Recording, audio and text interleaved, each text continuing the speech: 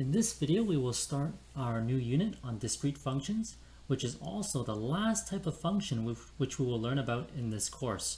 So we've done quite a few different functions. We learn about exponential functions, trigonometric functions, quadratic functions. You talked about the reciprocal function, the square root function, the absolute value function. So there's a lot of functions we looked at, and the discrete function will be the last type we work with. So before we study discrete functions, we just want to compare a continuous function with a discrete function. So what makes a discrete function a discrete function? So many of the functions which you have learned before are continuous functions. Now, to actually properly define a continuous function, we need to use some terms from calculus. But you know what? I think the easiest way to say that you have a continuous function is if you are able to draw the graph of the function with lifting up your pencil. If that is the case, you have a continuous function.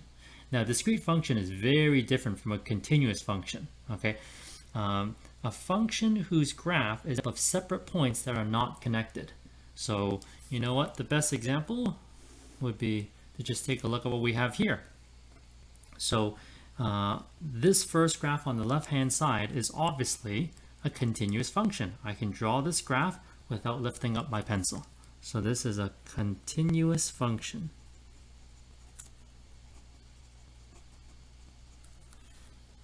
Now over here on the right hand side, that is basically a collection of points that make up this function. Okay, and they are not connected, which means this is an example of a discrete function.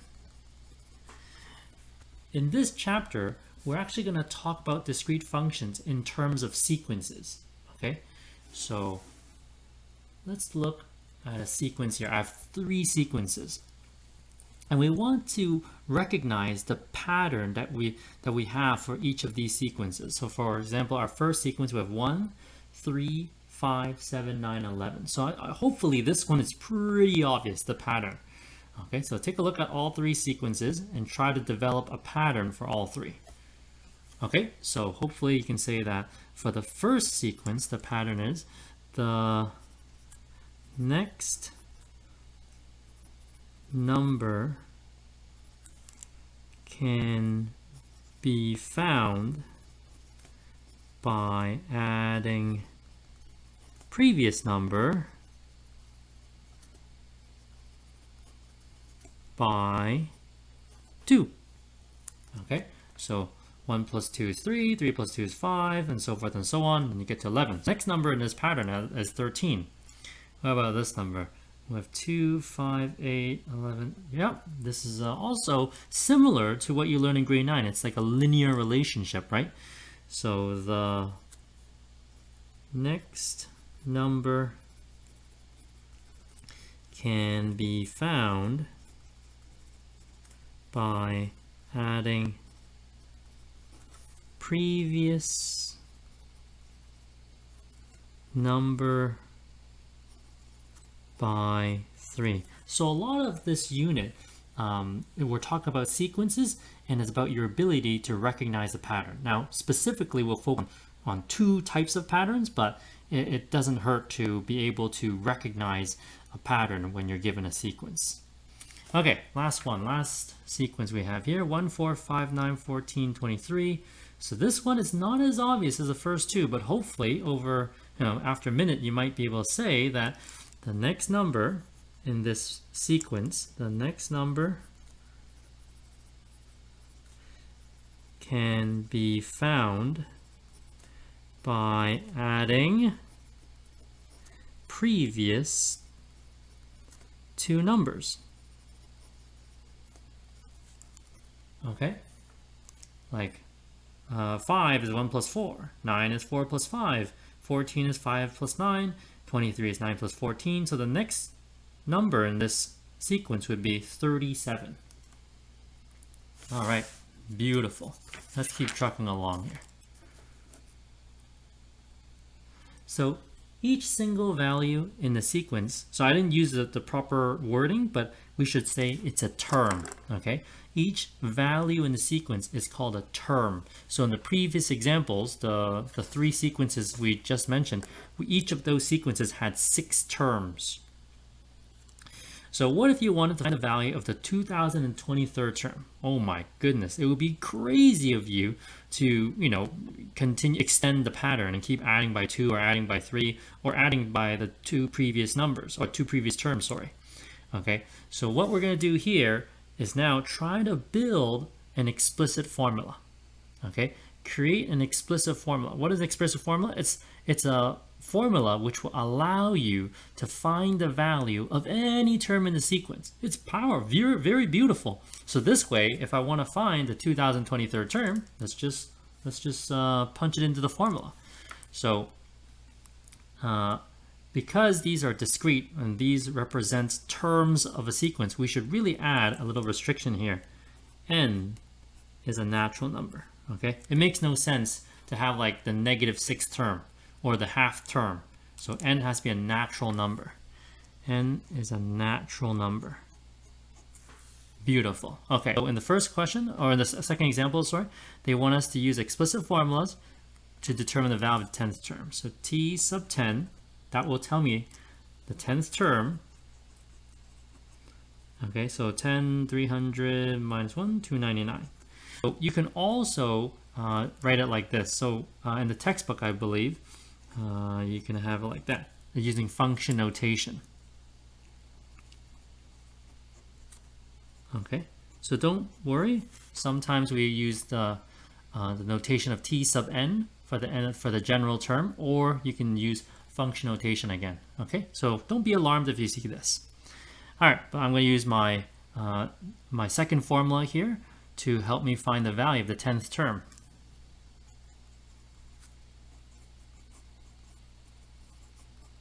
All right, so the value of the 10th term for this sequence would be 9/10. All right, let's keep going here. Example 3. Now, this time they start me off with a sequence and ask us to find the explicit formula.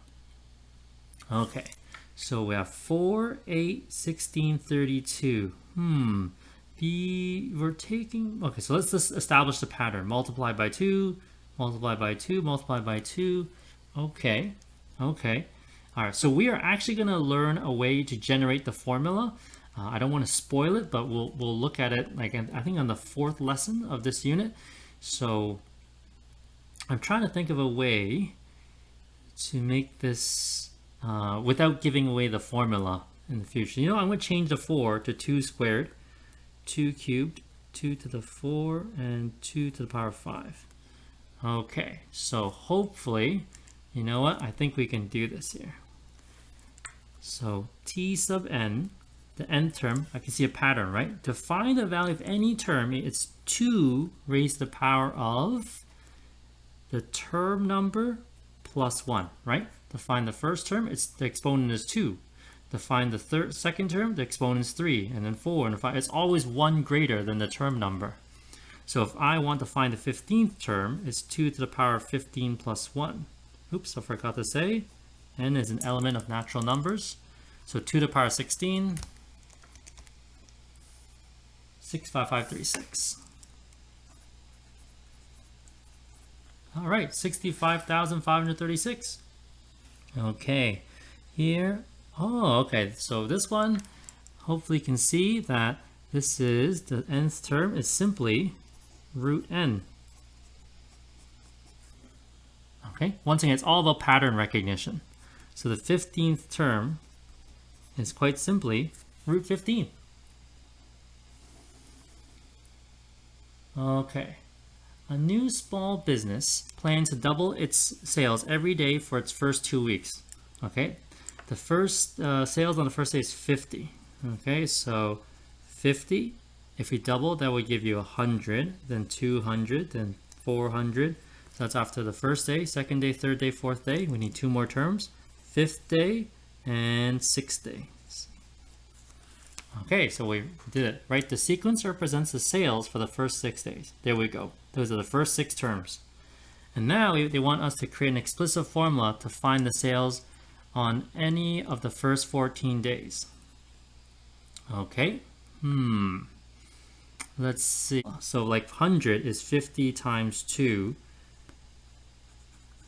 200 is 50 times 2 squared, and then 2 cubed, right?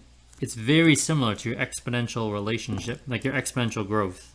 In fact, you can argue it's the same. But this is discrete as opposed to before it was continuous. Okay, so if we follow the pattern, we can see that the general term, which represents the sales after however many days, okay, follow the pattern, it's 50 times 2. Now the exponent here is always 1 less than the term number. So just like what we did earlier, n minus 1. And n is a natural number, okay, because we're working with terms of a sequence. And since it's only on the first 14 days, what we're going to do here is that n, there are only 14 terms, okay? So n has to be less than or equal to 14. There are 14 days. So you can use this formula to find the sales on the first day, second day, third day, all the way up to the 14th day. So it's a natural number that's less than or equal to 14. All right, so hopefully you're better at pattern recognition, and we'll continue to use that skill for our next lesson.